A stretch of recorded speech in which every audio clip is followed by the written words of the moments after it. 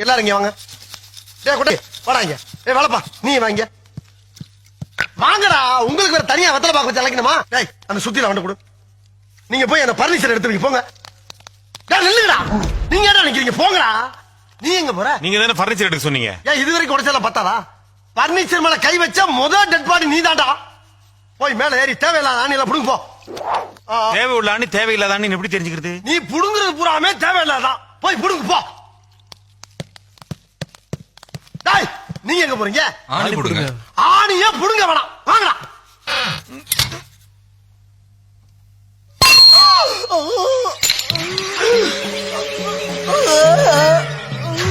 சித்தப்பா சித்தப்பா சித்தப்பா.